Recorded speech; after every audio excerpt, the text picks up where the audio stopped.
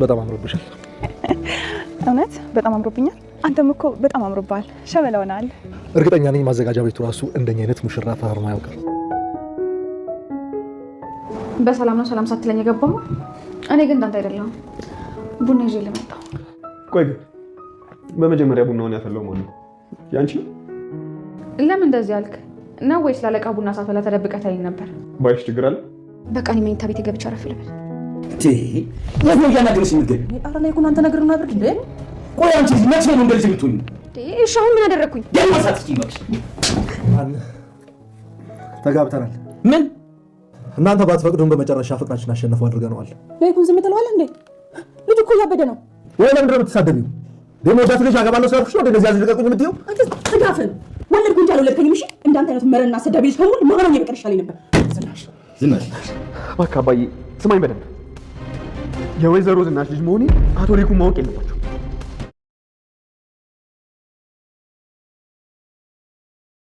አምራንና ናሆም ቤተሰቦቻቸው ባያውቁም እነሱ በመዘጋጃ ቤት ተፈራረሙ። ሰርፕራይዝ እናቱን ቢያደርግም ወይዘሮ ዝናሽ ግን እኔ ሞቼ ነው ቁሜ በህይወት እያለሁ አምራን የኔ ምራት ሆና እዚህ ቤት አትገባም ብላ ወስናለች። ነገር ግን አምራን ዲያጌ አባቱ ጋር ሲያወራ ስለ ወይዘሮ ዝናሽ እና ስለ አባቱ ፍቅር ሲያወራ እንዲሁም ደግሞ ዲያጌ ወይዘሮ ዝናሽ ልጅ መሆኑንም አምራን ተደብቃ አውቃለች። አምራን ቤተሰቡን ለመበቀያ ደህና ምክንያት አገኘው ብላ በደስታ እየፈነጠዘች ወደ እነ ቶላይኩን ቤት ሄዳለች ማለት ነው። ኤሚ ኤርሚያስ ኤሚን አስገድዶ ደፍሯታል። በመጠጥ አደንዝዞ ክብረ ንጽህናዋን ከወሰደ በኋላ ግን ደግሞ በራሷ ፍላጎት እንደሆነ ነግሯት ወደ ቤት ተልካለች። ኤሚ እያነከሰች ቤት ውስጥ ስትገባ አባቷ ደብድቧት እንዲሁም ደግሞ አንድ ክላስ ቤት ተዘግቶባታል። ኤሚ ግን የጠረጠረችው ቢሆንም ደግሞም ክብረ ንጽህናዋን አታለች። እናም እንግዲህ በቀጣይ ምን ሊፈጠር እንደሚችል አይታወቅም። ኤርሚያስ የሚፈልገው የእሷን ውርደት ወይም ቤተሰቡን መበቀል ስለሆነ የኔና የእሷን ያለንን ፎቶ በሶሻል ሚዲያ ፖስታለሁ እያለ ነው። ያም በሶሻል ሚዲያ የሚፖስት ፎቶ ሲያይስ አቶ ላይኩን ምን ሊፈጠር ይችላል? ሰላም ሰላም፣ ውድና የተወደዳችሁ ውድ ቤተሰቦች እንደምን አላችሁ? በያላችሁበት የዓለም ዳርቻ ሰላማችሁ በዘት ትርፍ ይበልልን እያልን ዛሬም በአዲስ መተናል። በቅንነት ላይክ፣ ሼር፣ ሰብስክራይብ እያደረጋችሁ ቤተሰብ አድርጉን። በባለፈው ክፍል እንዴት ተመለከትነው ኑሐሚን ተከታታይ ድራማ እንግዲህ ዳጊ ወደዛ ቤት ተመልሶ መጥቶ ናሆም ዳግም እዚህ ቤት ይሄ ከይሲ ልጅ እያለ እኔ በጭራሽ እዚህ ቤት አልኖርም ብሎ አምርሮ ነበር። እናም እንግዲህ አቶ ላይኩን ለማስታረቅ እየሞከረ ነው። ወይዘሮ ዝናሽ የተደበደበው እሱ ይቅርታ መጠየቅ እንደውም ያለብህ አንተ ነበር፣ ካንተ ምን ስለሆንክ ነው ብላ ወይዘሮ ዝናሽና ናሆም ተጣልተዋል።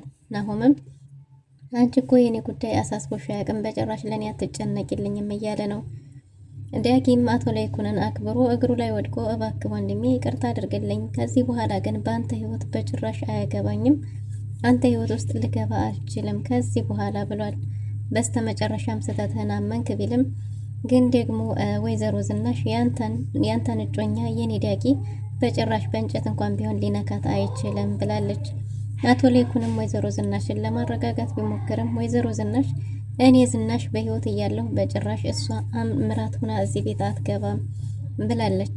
እናም እንግዲህ ለአቶ ላይኩን ኑሐሚንን ቢያገባ የተሻለ ነው፣ ኑሐሚን ናት ለናሆም መሆን ያለባት ብላለች። አቶ ላይኩን እሱማ ረፈደ እኮ አሁን እኮ እሱ ከሷ ውጭ ሌላ ሴት አይታየኝም ብሏል። በዛ ላይ ደግሞ አንቺን ብትወኚ መጀመሪያውኑ አይሆንም ብለሽ ሁሉም ነገር ተበላሽቷል፣ ረፈደ፣ አሁንማ እሱ መሆን አይችልም እያለ ነው። እናም እንግዲህ ዳጊ ተንበርክኮ ይቅርታ ጠይቆ አቶ ላይኩንም ልጄ ቤተሰብህን አክብራ ይቅርታ ስላደረክ እናመሰግናለን ብሏል። ናሆምም እንግዲህ ይቅርታ አድርጌልሃለሁ ብሎ ከቤት ዛሬ ልዩ ቀን ነው ለኔ ደስ የሚል ቀን ነው ብሎ ዝንጥ ብሎ ሱፉን ለባብሶ ከቤት ወጥቷል ማለት ነው። አቶ ላይኩን እንደ ድሮ ቤታቸው ውስጥ ተሰባስቦ መመገቡ ሲቀር የምግብ ጠረጴዛው ብቻውን ሲቀር እጅግ በጣም አዝኗልም ተከፍቷልም። ምግብ ቀርቦም ከመብላት ይልቅ መቆዘምን አብዝቷል። ወይዘሮ ዝናሽም እንደምን ሆነ ነው ምግቡን እየበላው አይደለም እኮ ብትልም እሱም እስቲ ተመልከቺ ከዚህ በፊት እኛ ቤት እንደዚህ ነበር የራት ምሽታችን እንደዚህ ነበር የሚያልፈው እያለ ነበር።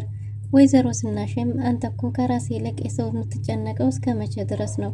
በቃ እንግዲህ ታዲያ ምን እናደርግ እያለችው ነበር። አቶ ላይኩን ግን በጣም አዝኖ ነበር። እናም እንግዲህ ኤሚ እውጭ አድራለች። ኤሚ በምትጠጣው መጠጥ ውስጥ የእንቅልፍ ክኒን አርጎባት ስለነበረ ወደ ቤቷ ይዟት ሲሄድም እንኳን አላወቀችም ነበር። ሲነጋ ራሷን ያገኘችው ከኤርሚያስ ጋር ነበር። ኤርሚያስም አስቦበትና አቅዶ ስለሆነ ያደረገው ደስተኛ ነበር።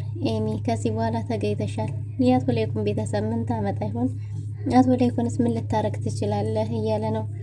እናም እንግዲህ ኤሚ ራሷን ስታይ ራቆቷን ነበረች። ያን ብቻ ሳይሆን ክብረ ንጽህናዋን እንግዲህ አበላሽቷት ሰውነቷ ቆሳስሎ ነበር ራሷን ያገኘችው። ምን እንዴት ተፈጠረ ብትጠይቀውም የሱ ፍላጎት ሳይሆን እሱ አስገድደው እንደነበረ ጭምር ሁሉ ነግሯታል ማለት ነው። እሷ ግን የተፈጠረውን ነገር ሁሉ እዛ ቤትም እንዴት እንደመጣች ሁሉ አታውቅም ነበር። በስተመጨረሻም እንግዲህ ኤሚ በጣም አዝናለች። ኤሚ በጣም ስታዝን እንዴ የኔ ፍቅር እኔ እኮ ነኝ እያላት ነበር። የበለጠ አከብርሻለሁ እያለ ነው። እንዴ እኔ እንደዚህ እያልክ ያበላሻቸው ስንት ሴቶች ሆኑ ብላለች። እንዳታምኘኝም እንዴ እያላት ነበር። እሷም እንደ ሌላዎቹ ጥለኸኝ አትሄድም አይደል እያለችው ነበር። እሱም ጥሏት እንደማይሄድና ብቸኛ የሚያፈቅራት ሴት እሷ እንደሆነች ደጋግሞ እየነገራት ቃል ገብቶላታል። በስተመጨረሻም እንግዲህ ኤርሚያስ ቁርስ ልስራልሽ የኔ ፍቅር ብሎ ተነስቶ ቁርስ ጉድ ጉድ ብሎ አቅርቦላት ነበር። እናም አንተስ ልምድ ያለህ ነው የሚመስለው፣ ስንቱ ሴቶች ሆኑ እንደዚህ እየተሸወዱ ስትሮበሪ ጁስ እየጠጡና እንቁላል ፍርፍር እየበሉ የተሸኙት ስንቶቹ የሆኑ ብላለች። ኤሚ ጥርጣሬዋንና ስጋቷን ቀደም ብታረገው ኖሮ ከዚህ አውሬ ትተርፍ ነበር። ኤርሚያስ ሴቶችን ለመበቀልና በሴቶች ቁስል ለመደሰት የተፈጠረ እንጂ በጭራሽ ለሴቶች ምንም አይነት እሱ ስሜት የለውም። ምክንያቱም የዚሁ ምስክር መኪና እንዲኖረው ከሰው እኩል እንዲሆን ያረገችው አምራንንም እንኳን አልታመነላትም። እናም እንግዲህ ኤሚ ተረኛዋ ሴት ናት ማለት ነው። እናም አሁን አግኝቼሻለሁ አንድ ላይ ያለን ፎቶ በሶሻል ሚዲያ ሁሉ ፖስተውና አቶ ላይኩን ከዛ በኋላ ምን ሊያረግ ይችላል እያለ ነው። ኤሚም እንደማይከዳት ቃል ገብቶላት ወደ ቤት ሸኝቷታል። ወደ ቤት እያደረሳት ሳለ መንገድ ላይ እንግዲህ ሌላ ሰው አይቷቸዋል ማለት ነው። ዳግም ወደ ቤቱም ወደ ስራውም ተመልሷል። አሁን ስራህን መጀመር ትችላለህ ተብሎ ወደ ቢሮ ተመልሷል። ናሆም አንተ በፍቃድህ የምታረገው ነገር ካለ ከቤተሰብ ምንም ነገር አታገኝም ተብሏል ማለት ነው። እናም እንግዲህ ዳጊ ወደ ስራው ስለተመለሰ ኑሐሚንም በጣም ደስ ብሏታል። ቡና ምናምን አምጥታለት እየተጫወቱ ነበር። እናም እንግዲህ ትምህርቱን አንጀምርም ወይ እያለች ነበር። የክላሱን ጨርሰናል፣ የውጭውን የቀረን ውጭ ዘና እያልን ምሳ እየበላን ትማሪያለሽ ብሏት ነበር። እሷም እንግዲህ ይሄን ያህል እኔ ጋር ምሳ መብላት የሚያጓጓ ነው ወይ ሁሌ ምሳ ስትለውም እሱም እዚህ ምድር ላይ ተስፋ መቁረጥ ሲጀምር እሷን እያየ እንደሚጽናናና ከእሷ ጋር መሆን ከእሷ ጋር ማውራት ተስፋ እንደሚሰጠውም ተናግሯል ማለት ነው። ይህን ያህል ከኔ ጋር ለምሳ መብላት ላንተ ቦታ ካለው ዛሬውኑ ለምን አንበላም ብለው ተስማምተዋል። በአንድ ያፍ ተባብለው ከተስማሙ በኋላ ምሳ ለመብላት እየወጡ ሳለ መንገድ ላይ የማይጠብቁትን ነገር አይተዋል። ኤርሚያስና ኤሚ አንድ ላይ ነበሩ። እናም ኑሐሚን የኤርሚያስን ባህሪ ስለምታውቅ እጅግ በጣም ተናዳለች። የተናደደችውም ሆነ ያዘነችው ለኤርሚያስ ሳይሆን ለኤሚ ነበር እና ሁኔታዋ ያስታውቅ ስለነበረ ዳግም ፍቅረኛዋ ከሌላ ሴት ጋር ሆኖ ስላየችው መስሎት እሱም ያየኸው ነገር አረበሽህም ብትለው እኔ ለምን ይረብሸኛል እኔ ፍቅረኛ አይደል የሚል ምላሽ ሰጥቶ ነበር። እሷም ለዛ እንዳልሆነ ያየችው ነገር የኤሚ ጉዳይ እንዲያሳሰባት ተናግራለች ማለት ነው። ዳጊም ስለማንም ህይወት ምንም እንደማይል ለራሱ ቃል እንደገባ ተናግሯል። ኑሐሚንም አሁን ይህን ነገር እያየን ዝም ነው የምንለው የሚል ጥያቄ አቅርባለት ነበር። እሱም እና እኔ መቼም ምንም አይደል፣ እኔ በበኩሌ ምንም የምለው ነገር የለም፣ በማንም ህይወት ምንም ነገር አልገባም፣ ጣልቃ የምገባበት ምንም አይነት ምክንያት የለኝም፣ በሰዎች ወይ ጣልቃ አልገባ ቃል ገብቻለሁ ብሏታል። እና አይተን ዝም ልንል ነው እያለች ነው ኑሐሚን። እኔ በበኩሌ ምንም አልልም ብሏት ነበር። እናም ከምሳ በኋላ ወይን እንጠጣ ብሏት ነበር። ቢሮ ድንገባ ወይን እያለችው ነበር። እንዴ ወይን ያሰክራል እንዴ? ወይን አያሰክርም፣ ለጨዋታ ትንሽ እንቅመስ ቢላትም በወይን ጥሩ ትዝታ እንደሌላት ተናግራለች። ምክንያቱም ከዚህ በፊት ወይን ሊጠጡ ወይን ቀርቦ ነበር ቁጭ አርጓት አምራን ስትመጣ ጭራሽ ሂሳቡን እንኳን ሳይከፍል ጥሏት የሄደው እና ያ ቀን ትዝ ይላታል ወይንን ስታይና የወይን ጥሩ ትዝታ እንደሌላት መጠጣትም እንደማትፈልግ ነግረዋለች። እሺ ብሎ ሀሳቧን አክብሮላታል። እንግዲህ ናሆም ዝንጥ ብሎ ሱፉን ፋፍንትሽ ፍሽክ ብሎ ወደ መዘጋጃ ቤት ከአምራን ጋር ለመሄድ ተቀጣጥረው ተገናኝተዋል። አምራን አንድ ነገር እያሳሰባት ነው። አላማዋ ናሆም ድርጅቱን በራሱ አድርጎ ተካፍሎ መውጣት ስለሆነ ቤተሰቦቹ ሳያውቅ መሆኑ ጋብቻው ያን ያህል አላስደሰታትም። ነገር ግን ደግሞ እንዲሁ ከሁለት ያጣ ከመሆን ናሆምን እንዳይጠራጠር በሚለው ብቻ ይመስላል ሀሳቡን የተቀበለችው። እናም እንግዲህ አምራን በጣም ደስተኛ አልነበረችም። ከፍቷትና ደብሯት ነበር። ምን ሆነሽ ነው ቢላትም ቤተሰቦቹ ሳያውቁ መሆኑ ቀለበት ያደረጉት እሱ እንደደበራት ተናግራለች። መዘጋጃ ቤቱ እንደኛ አይነት ሙሽራ ያፈራረመ አይመስለኝም፣ ውብ ሆነናል እያለ ደስ ብሎት ነበር። ናሆም የእውነት አፍቃሪውን ያገኘ መስሎት እጅግ በጣም ደስተኛ ነበር። በጣም ከሚባለው በላይ ደስ ብሎት ነበር። እናም እንግዲህ በዚህ ደስታ ተፈራርመው ከመጡ በኋላ አይ አሁን ሂጄ ራሴ ሰርፕራይዙን ብነግራቸው የተሻለ ነው እያለ ነው። አምራን ደግሞ ልክ እንደባለፈው አሁንም ሄደን እራት ቢጋብዙን ጥሩ ነበር እያለች ነበር። እንደ አምራን አባዬም ቢሆን ያለ ፈቃዱ በማግባት ደስተኛ አልሆነም እና እማዬም በጭራሽ አትስማማም። ምን ሆነሽ ነው አንቺ እዛ ቤት ላይ ችክ ያልሽው? ከኔ ይበልጥ ማቴሪያል ታፈቅሪያለሽ እንደ እያላት ነበር። ይህንን በሚላት ጊዜ እንዴት እንደዚህ ትገምተኛለህ በዚህ ብላ ኦኦ ትላለች። እናም ራሴ በአንደበቴ እነግራችኋለሁ እያለ ናሆም ወደ ቤት ለመሄድ ዝግጅት ላይ ነው። ኤሚ ወደ ቤት ስትመጣለች። ኤሚ ወደ ቤት እየመጣች ባለችበት ጊዜ እንግዲህ ወይዘሮ ዝናሽና አቶ ሌኩን እያወሩ ነበር። ቤተሰቤ ላይ ምንም የሰራሁት ነገር የለም፣ እስቲ ተመልከች፣ ቢያንስ ልጆቻችን እንኳን ማንም ትዕዛዛችንን እየሰማ አይደለም፣ ስለዚህ ከኔ ቁጥጥር ስር በላይ ሆኗል እያለ ነበር። እንዴ አቶ ሌኩን እንዴት ዝም ትላለህ? ሌኩን በጭራሽ እቺ ሴት የኔ ምራት ሆና እዚህ ቤት መምጣት የለባትም እያለችው ነበር። እናሱም እኔ ምን ላረግ እችላለሁ እያላት ነበር። በስተመጨረሻም ኤሚ እያነከሰች እግሯን እየጎተተች ወደ ቤት መታለች።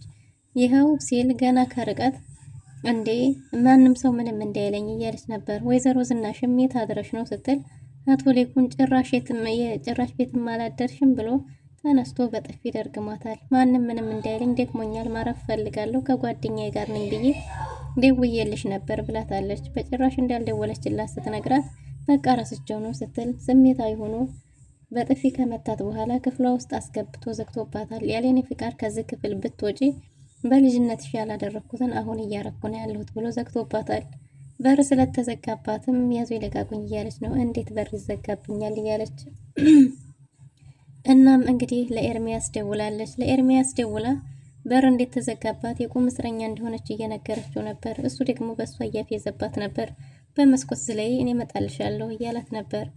እናም ሰውነቷ እንደቆሳሰለና እንደደከማት አሁንም በድጋሚ ፍራቷን እንዳይከዳት እየጠየቀችው ነበር። እሱም ቃል እየገባላት እንግዲህ እሷም አንድ ክፍል ውስጥ እንድታጎረች አሁን ላገኝህ እፈልጋለሁ ስትለውም በቃ ስልክ ወይቲንግ ገብቶብኝ ነው ብሎ ዘግቶ ስልኩን አጥፍቶ ጥሏት ሄዷል ማለት ነው። በሌላ በኩል እንግዲህ ዳግም አባቱ ጋር እያወራ ነበር። እናም እንግዲህ አቶ ናሆምም ወደ ቤት መጥቶ ለቤተሰቦቹ ደስ ብሎኛል፣ ደስ ይበላችሁ ብሎ ተናግሯል። ምንድን ነው ሲባልም ከአምራን ጋር መዘጋጃ ቤት ሄዶ እንደተፈራረመና ቀለበት እንዳረገ ከዚህ በኋላ ራሱን በፍቃደኝነት እንዲያገባት ጭምር እንደ ቤተሰብኛ ሳንፈቅድ እንዴት ታገባታለህ? ልክ አይደለም ብሏል አቶ ሌኩን። ወይዘሮ ዝናሽ ግን እጅግ በጣም ተናዳለች። እንዴት እንደዛ ታረጋለህ እያለች ነው።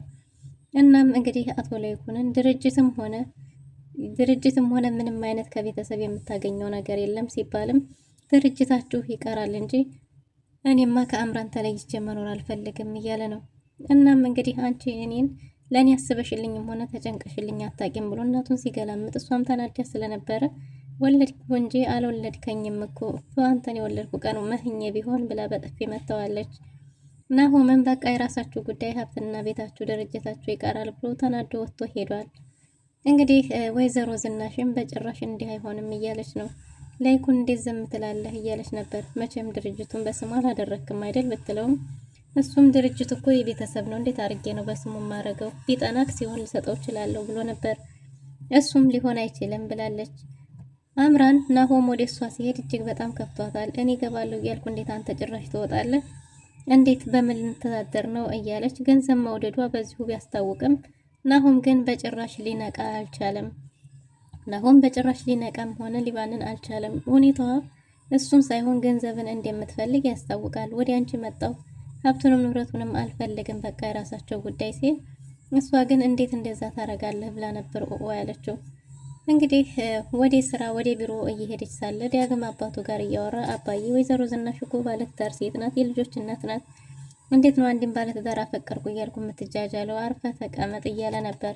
እባክህ አባዬ አታስቸግረኝ እያለ ከአባቱ ጋር እያወራ ሳለ ወይዘሮ ዝናሽ አቶ ለይኩን እኔም የወይዘሮ ዝናሽ ልጅ መሆኔንም ሆነ እንዲሁም ደግሞ አንተም ሌላ ህይወት እንዳላት መታወቅ የለበትም። አቶ ለይኩንም እጅግ በጣም ጥሩ ሰው ነው፣ ስለዚህ መሆን የለበትም እያለ ከአባቱ ጋር እያወራ ሳለ በስልክ አምራን ከኋላ ሆና እያዳመጠች ነበር። አምራን ይሄንን በማግኘቷ ትልቅ ዜና በማግኘቷ እጅግ በጣም ደስ ብሏት መጣሁላችሁ የተከበረው ቤተሰብ ይሄን የሚያክል ሚስጥር ደብቃችሁ እያለች በደስታ እየሮጠች ወደ እናቶ ለይኩን ቤት ሄዳለች። እና እናቶ ለይኩን ቤትስ ወይዘሮ ዝናሽን በዚህ አስፈራርታ እዛ ቤት ምራቱና ትገባ ይሆን ወይስ ደግሞ በሌለው ልጇ ስም እየማለች እስከ መቼ ትቀጥላለች የሚለውን በቀጣይ ክፍል ይዘን የምንመጣ ይሆናል። ለዛሬ የነበረን ቆይታ ይህን ይመስል ነበር። መልካም ጊዜ